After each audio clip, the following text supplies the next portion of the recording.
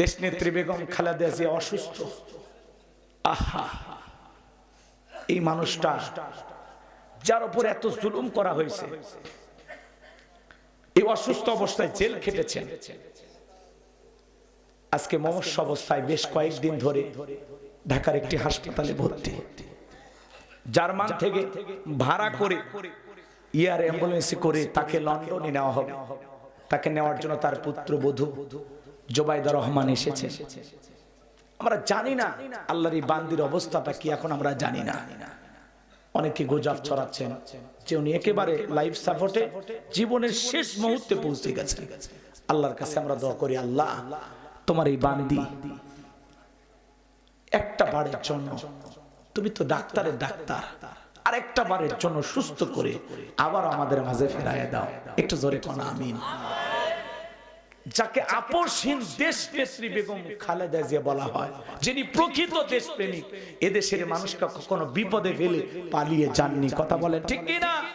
সত্যিকারের মমতাময়ী প্রধানমন্ত্রী বেগম খালেদা জিয়া, যিনি আলেমদেরকে মহব্বত করতেন, আল্লামা সাইদি হুজুরকে ভালোবাসতেন, আর বলতেন, সাইদি হুজুর আমি শহীদ প্রেসিডেন্ট জিয়াউর রহমানের স্ত্রী, আমি জীবিত থাকা অবস্থায় এই দেশে ইসলামের বিরুদ্ধে কোনো আইন পাস হবে না। আল্লাহু আকবার। এরকম একজন সাহসী প্রধানমন্ত্রী ছিলেন দেশনেত্রী বেগম খালেদা জিয়া। তাকে যখন ক্যান্টনমেন্টের বাসা থেকে বের করে দেওয়া হয়, কাঁদতে কাঁদতে বলেছেন, আমি কার কাছে নালিশ দিব, কে বিচার করবে? আমি বিচার আল্লাহর কাছে দিলাম। যেই মানুষটাকে কাঁদতে কাঁদতে ঘর ছাড়া করেছেন, মাত্র কয়েক বছরের ব্যবধানে আল্লাহ আপনাকে দেশ ছাড়া করলো। কথা বলেন ঠিক কিনা? এটাই তো আল্লাহর ফয়সালা। এজন্য জুলুম করতে না। কথা বলেন। আজকে এই দেশের কোটি কোটি মানুষ দেশনেত্রী বেগম খালেদা জিয়ার জন্য দল মত নির্বিশেষে সবাই দোয়া করতেছে। কথা বলেন ঠিক কিনা? এদেশের প্রত্যেকটা মসজিদ থেকে, মাদ্রাসা থেকে তার সুস্থতা কামনায় দোয়া করা হচ্ছে।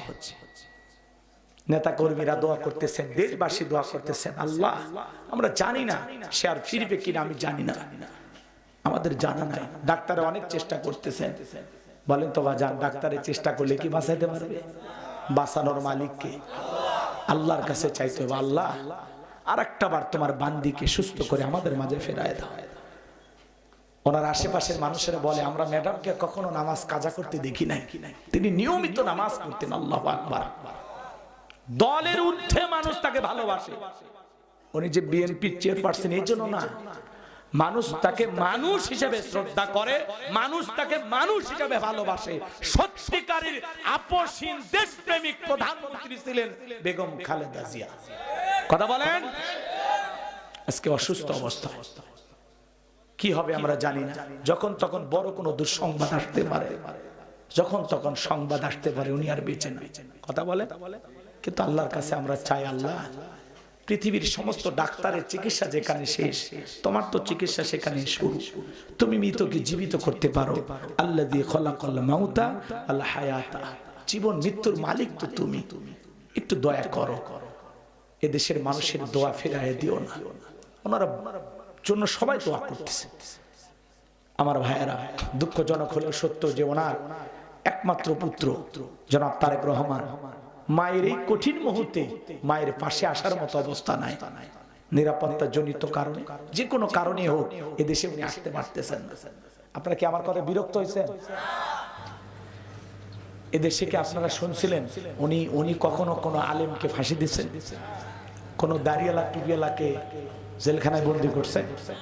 তার মানে কি উনি বরাবর ইসলামকে ভালোবাসতেন, ইসলাম আলাদেরকে ভালোবাসতেন।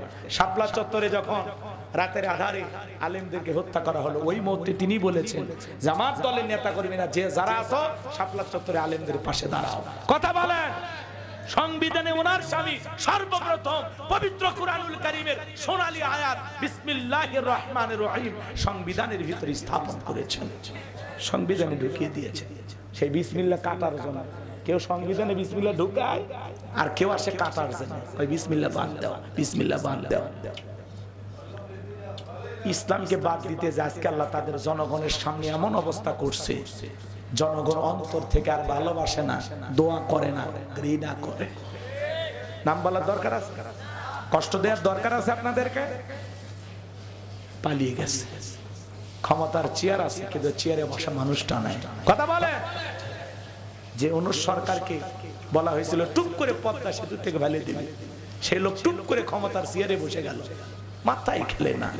আল্লাহ কোন দিক দিয়ে কি খেলা খেললো আমরা কল্পনাও করতে পারি। কথা বলেন ঠিক কি না? এই জন্য দেশ নেত্রী বেগম খালেদার জন্য দোয়া করবে তো ইনশাআল্লাহ, আল্লাহ যেন তাকে ফেরায় দেন, আর একটা বার সুস্থ করে আমাদের মাঝে ফেরায় দেন। আল্লাহ যেন তাকে শেফায়ে কামিলা আজেলা দান করেন। জোরে বলেন আমিন। আর একটু চিল্লায় বলেন আমিন। আল্লাহ তোমার এই বান্দিকে তুমি মাফ করে দাও, তার জীবনের সমস্ত ত্রুটিগুলো মাফ করে দাও। তিনি এই দেশের কল্যাণে, মানুষের কল্যাণে যত ভালো কাজ করেছেন আল্লাহ সব আপনি কবুল করেন। জোরে বলেন আমিন। আমার ভাইয়েরা গভীর মনোযোগ দিয়ে শোনেন। নবী মুসা ডেকে বলে আমার উম্মতেরা, এখানে শুধু আমরাই নাই, আমাদের সাথে আর একজন আছেন, তিনি কে? এইবার আল্লাহ ডেকে বলে পয়গম্বর। বসেন বসেন বসেন, এক্ষুনি দোয়া হবে, কষ্ট থেকে আপনাদের শেষ কথাটা শুনে যান, মজা আছে। আল্লাহ ডেকে বলে পয়গম্বর, তোমার হাতের লাঠি দিয়ে সমুদ্রে পানিতে আঘাত করো, আমি আল্লাহ পাক তোমাদের পারাপারের জন্য ভিআইপি রাস্তা বানায় দিব। সমুদ্রে পানিতে আঘাত করতে দেরি, সমুদ্রের বুক চিরে আল্লাহ তাআলা রাস্তা তৈরি করতে দেরি করে নাই। আল্লাহ তাআলা সেই কথা সূরা ইউনূসের মধ্যে জানায় দিলেন।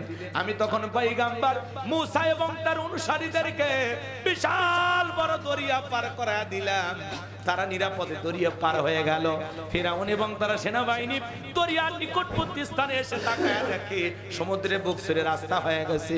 ও মনে করছে ওর বাপ দাদা বানায় গেছে। এইবার ফিরাউন সবাইকে বলতেছে সবাই ওঠো, সমস্ত বাহিনীকে, সেনাবাহিনীকে নিয়ে, ওর ক্যাডার মাস্তান সবাইকে নিয়ে ওরা যখন সমুদ্রের মাঝামাঝি চলে গেছে, একই রাস্তা, ইমানদারদের জন্য নিরাপদ আর জালেমদের জন্য গজব, মরার আফাত। কথা বলেন ঠিক কি না? আল্লাহ ডেকে বলে সমুদ্রের পানি রে, তুই তোর খেলা দেখা। সমুদ্রের ভিতরে উথাল পাতাল ঢের সৃষ্টি হয়ে গেল। বাজান গো আমার, বিশাল বড় বড় ঢে, ফিরাউনের সেলা সামুন্ডা যা ছিল পানি খায়া সুবে মরে শেষ, একটাও বেঁচে নাই, সবগুলো মরে গেছে। বেঁচে আছে শুধু মিস্টার ফিরাউন।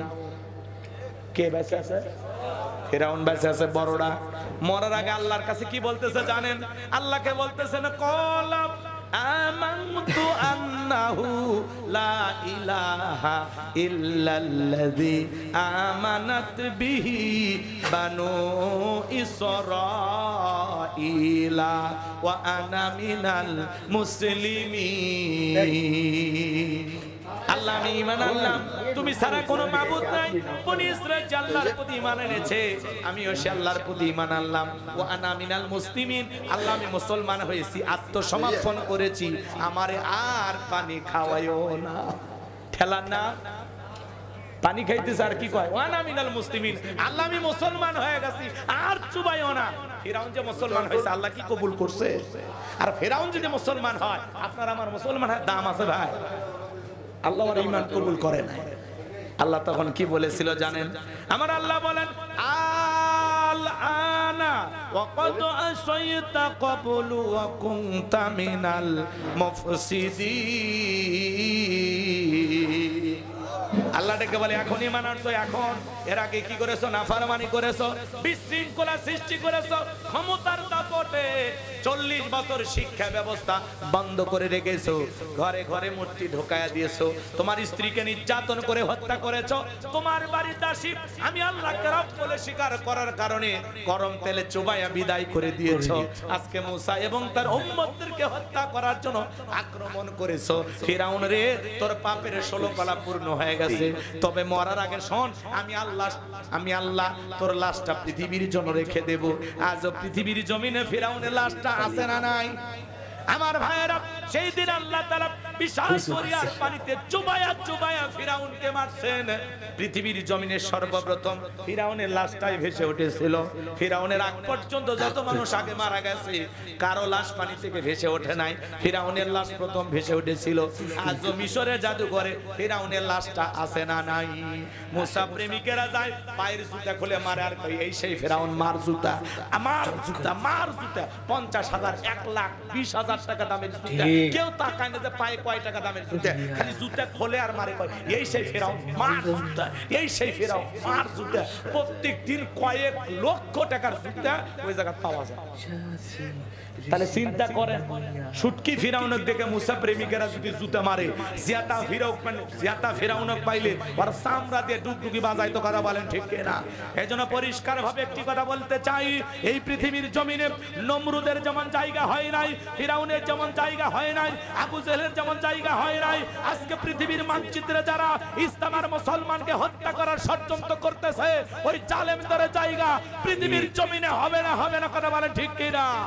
এই জন্য দল মত নির্বিশেষে আসুন আমরা খানকা থেকে বেরিয়ে, মসজিদ থেকে বেরিয়ে আল্লাহর এই জমিনে আল্লাহর দ্বীনকে বিজয় করার জন্য বুকের তাজা রক্ত দিয়ে হলেও এই জমিনে কারা কারা ইসলাম প্রতিষ্ঠিত করতে চান, হাত তুলে দেখান, হাত তুলে দেখান। লিল্লাহি তাকবীর, লিল্লাহি তাকবীর। ইসলাম আছে যেখানে, লিল্লাহি তাকবীর। ইসলামের জন্য আমরা বুকের তাজা রক্ত দেব, কথা বলেন ঠিক কিনা? হে তরুণ যুবকেরা, প্রেম করে শুধু প্রেমিকার জন্য হাত পা কেটে রক্ত দিলে হবে না, ইসলামের জন্য কলিজা কেটে দিতে রাজি আছো তো ইনশাআল্লাহ? হে তরুণ যুবকেরা, দুনিয়ার গাছ গছালি বাঁচানোর জন্য যেমন পানির প্রয়োজন হয়, ইসলাম নামক গাছটাকে বাঁচাইতে হলে শহীদের রক্তের ফোঁটার প্রয়োজন হয়। আসসালামু আলাইকুম প্রিয় ভাই বন্ধুরা, শুরু থেকে লাস্ট অবধি দেখার জন্য অনেক অনেক ধন্যবাদ। ভিডিওগুলো আপনাদের কাছে আশা করি অনেক ভালো লাগে, আর এরকম সুন্দর সুন্দর ওয়াজের ভিডিও প্রতিনিয়ত আপনাদের কাছে পৌঁছে দেওয়ার জন্য আমাদের চ্যানেলটা সাবস্ক্রাইব করে আমাদের পাশে থাকবেন। ভিডিওগুলো শুরু থেকে লাস্ট অবধি দেখার জন্য অনেক অনেক ধন্যবাদ। তা সবাই ভালো থাকেন, সুস্থ থাকেন। নেক্সট কোনো ভিডিও আবার আপনাদের সাথে অনেক মজাদার ভিডিওর সাথে আপনাদের আবার দেখা হবে। তা সুস্থ থাকুন, ভালো থাকুন। আসসালামু আলাইকুম, আল্লাহ হাফেজ।